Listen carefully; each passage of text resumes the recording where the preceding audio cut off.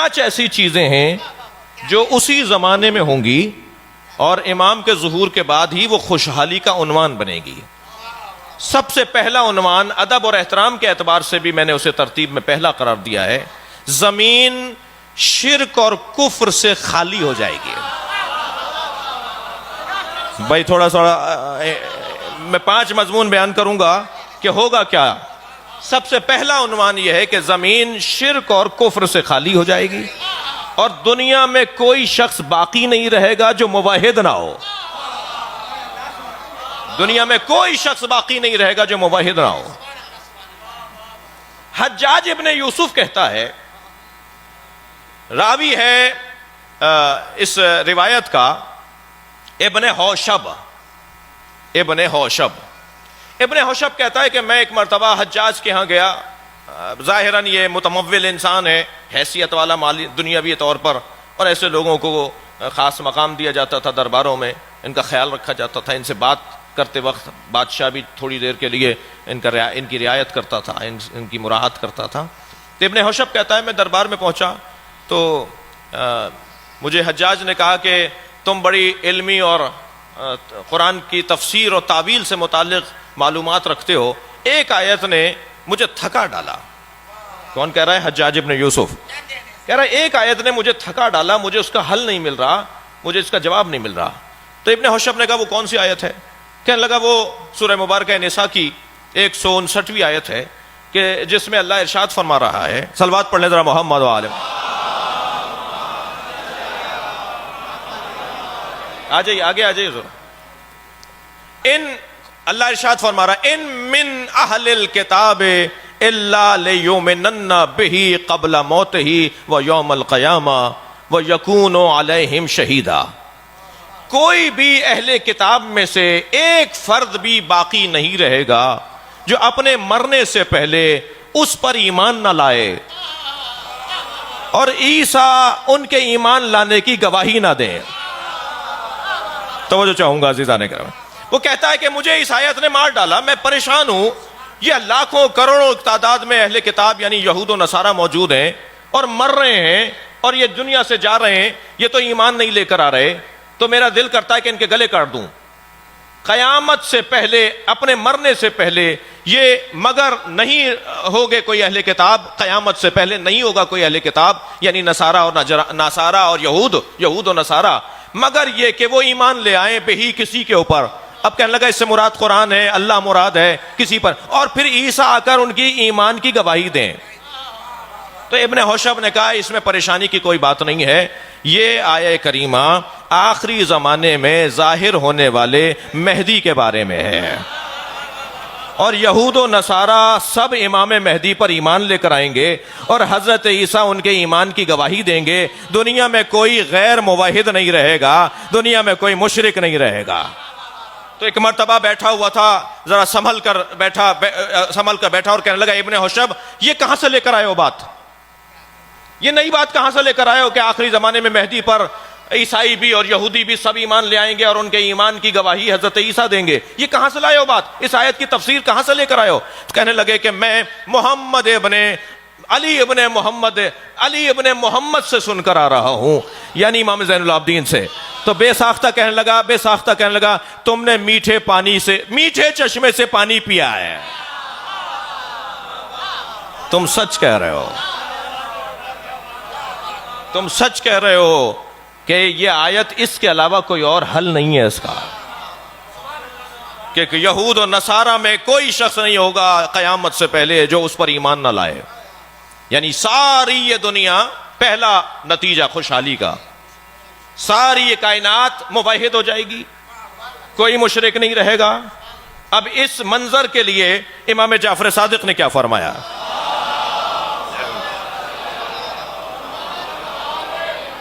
حضرت فرماتے ہیں حتی لا یکون الشرک علی ظہر الارض ولا یبقى فی الارض معبود دون اللہ من صنم ووثن.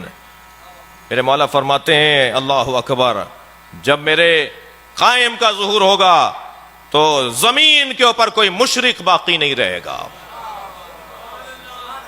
چھٹے امام فرمانے زمین پر لالا وجہ الارض، زمین کے اوپر کوئی مشرک باقی نہیں رہے گا، اور زمین کے اوپر کوئی معبود نہیں رہے گا سوائے اللہ کے۔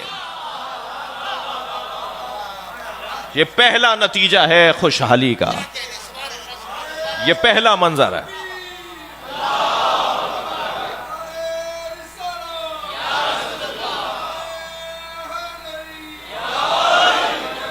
ہو جائے اللہم صلی علی محمد۔ کوئی زمین پر مشرک اور کافر، سب موحد ہوں گے۔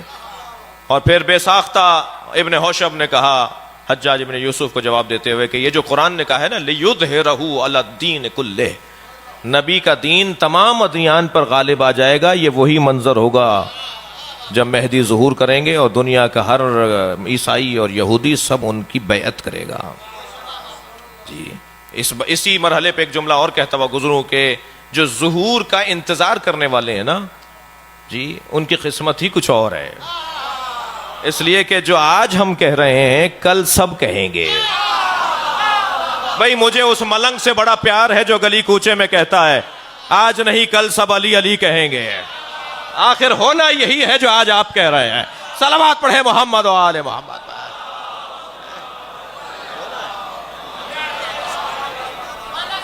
پہلا دوسری خوشحالی کیا ہوگی، دوسرا کیا منظر بنے گا اس وقت میں؟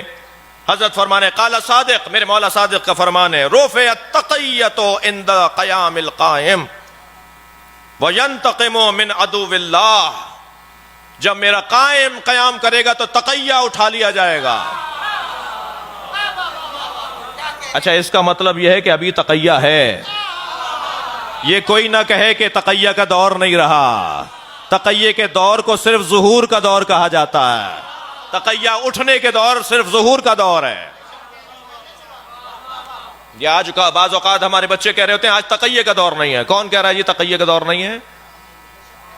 جی اپنی پسند سے تو ہم دین نہیں چلائیں گے بھائی، اپنی پسند کو تو ویسے دین کہتے بھی نہیں ہے، دین تو اللہ کی پسند کو کہا جاتا ہے۔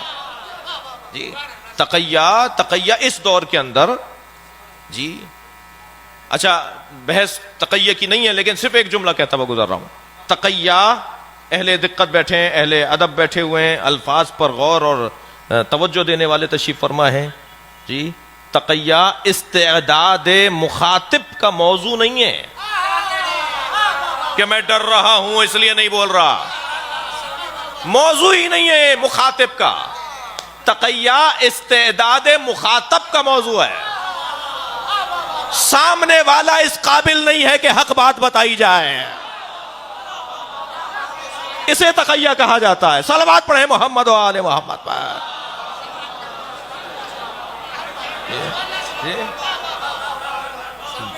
میرے ڈرنے کا موضوع نہیں ہے، وہ قابل نہیں ہے کہ میں اسے یہ بات بتاؤں۔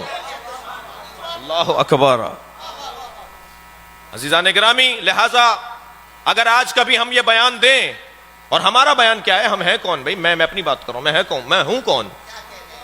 ہم اگر کوئی بات کریں گے تو یہ آیت ہونی چاہیے، یہ حدیث ہونی چاہیے، یا آیت و حدیث کی روشنی میں فتویٰ ہونا چاہیے۔ فتویٰ ہوتا ہی حدیث اور آیت کی روشنی میں ہے، فتویٰ جیب سے تو کوئی نہیں دیتا، فتویٰ جیب میں رکھی ہوئی چیز کو تو نہیں کہتے، فتویٰ تو استنباط کو کہتے ہیں، تحقیق کو کہتے ہیں، اجتہاد کو کہتے ہیں جی۔ نام لے کر فلاں فلاں فلاں فلاں فلاں فلاں فلاں نام لے کر کسی بھی دشمن اہل بیت جس کا نتیجہ فساد بنے،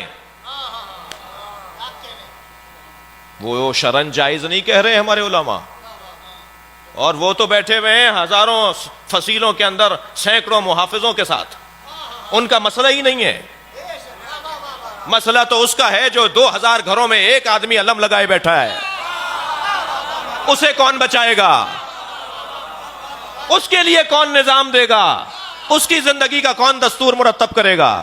یہ انہیں اپنا مسئلہ نہیں ہے جی۔ ہمارے یہ سارے بزرگ جو ہیں ہزاروں اور ایک سسٹم کے تحت محافظین کے ساتھ رہتے ہیں، ان کا مسئلہ نہیں ہے، مسئلہ اس بچے کا ہے، اس جوان کا ہے، اس نوکری کرنے والے کا ہے، اس ادارے میں کام کرنے والے کا ہے۔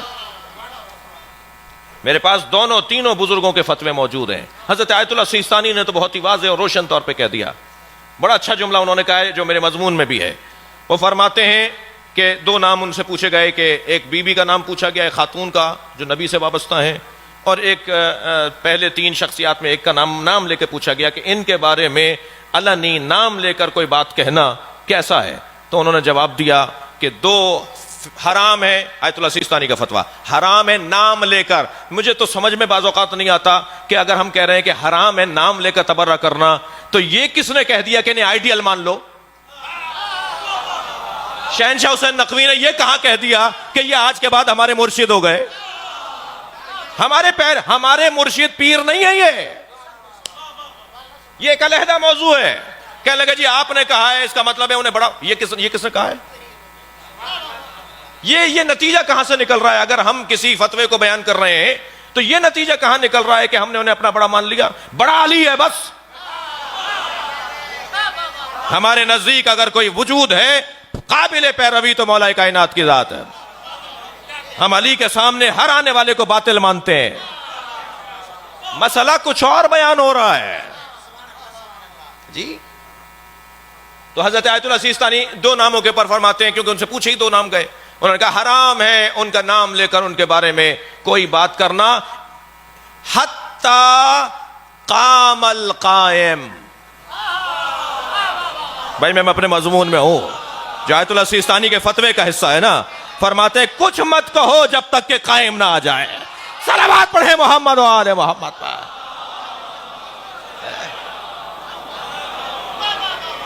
اس سے بلند اور بہتر صلوات ہدیہ کریں گے.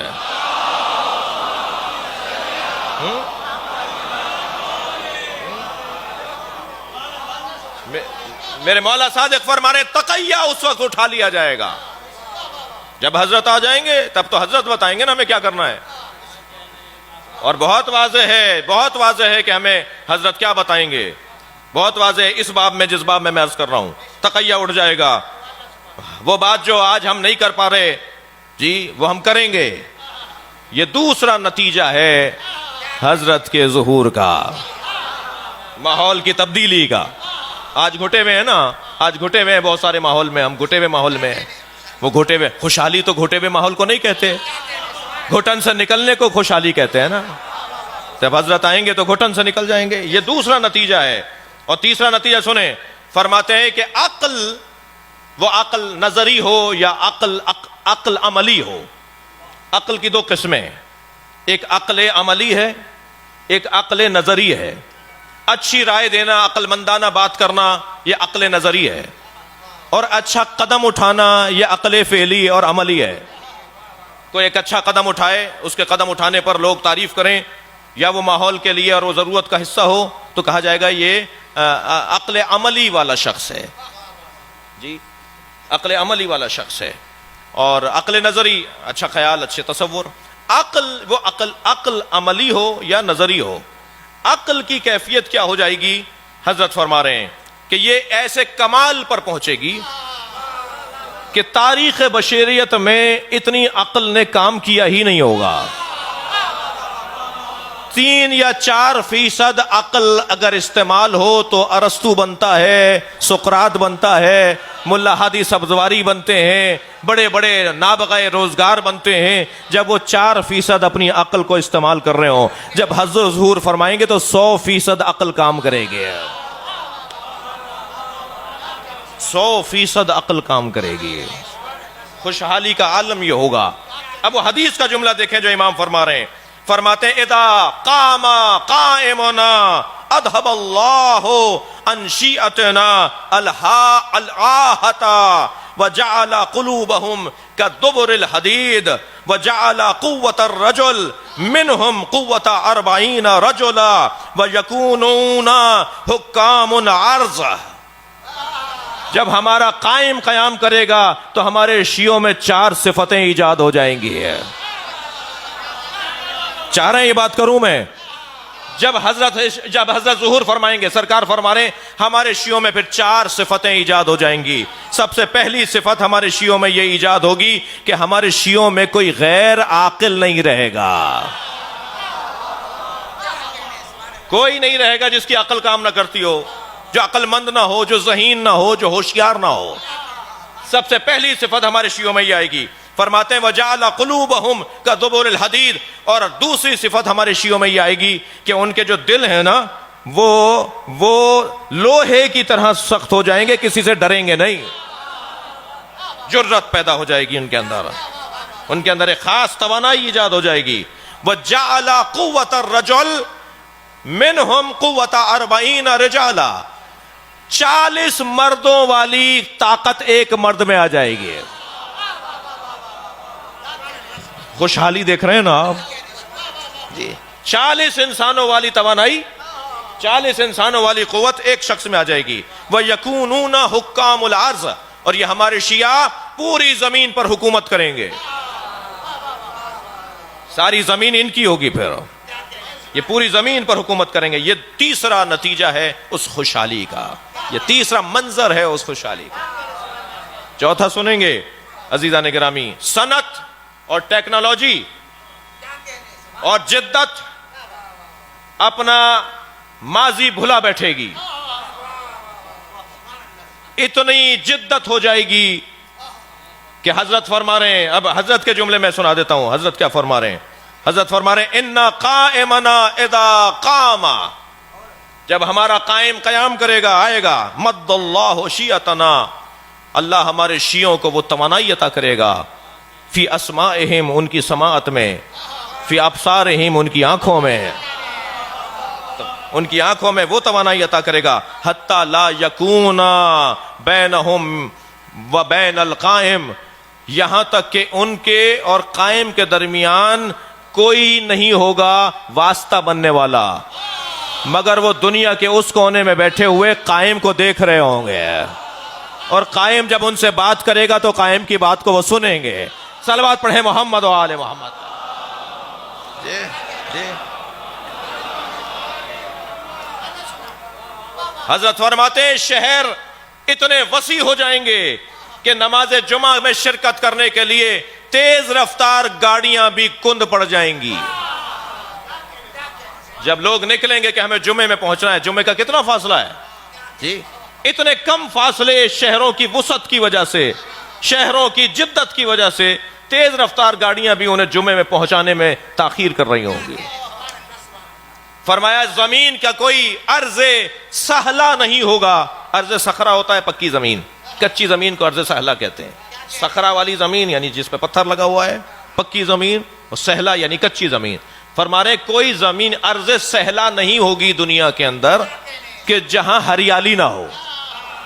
کثرت سے بارشیں برسیں گی. صلوات پڑھیں محمد و آل محمد.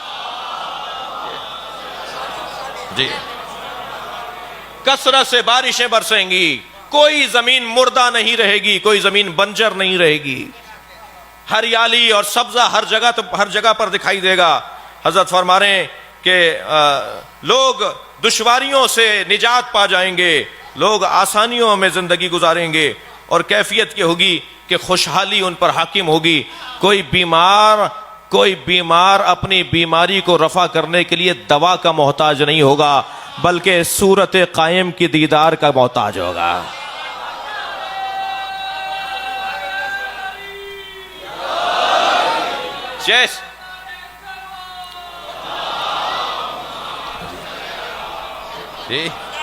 جب حضرت کے چہرے کو دیکھے گا تو بیمار شفا یاب ہو جائے گا.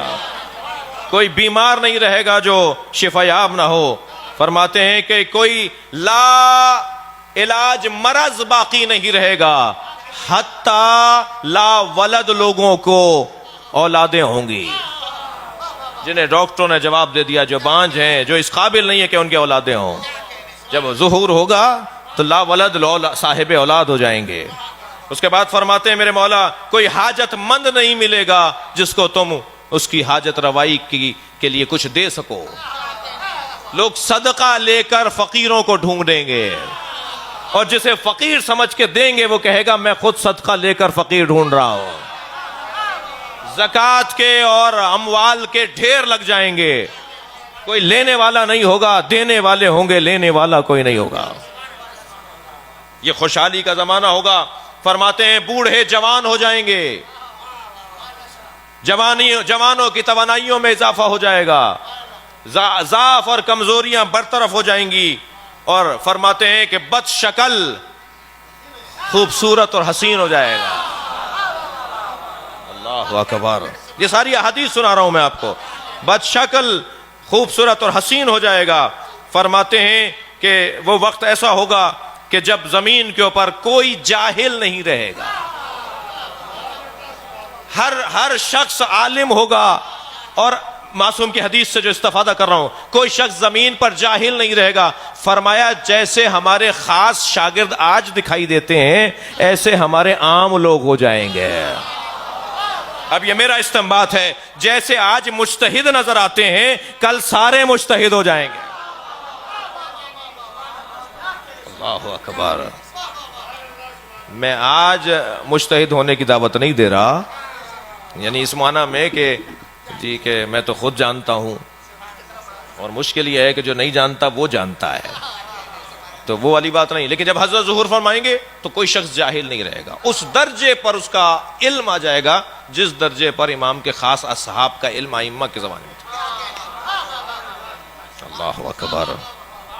خوشحالی ہی خوشحالی. کوئی شخص پریشان نظر نہیں آئے گا. اور وہ وقت ہوگا کہ جب اگر کوئی ذکر باقی رہے گا وہ ذکر مصائب حسین ہے. میں اپنے الفاظ میں کہہ رہا ہوں کہ پھر یہ الجھنیں نہیں ہوں گی کہ وہاں مجلس مت کرو, مائک نہیں لگاؤ, فلاں پرمٹ لو, فلاں اجازت لو, فلاں سے پوچھو گے تو تمہیں مجلس کرنے دیں گے.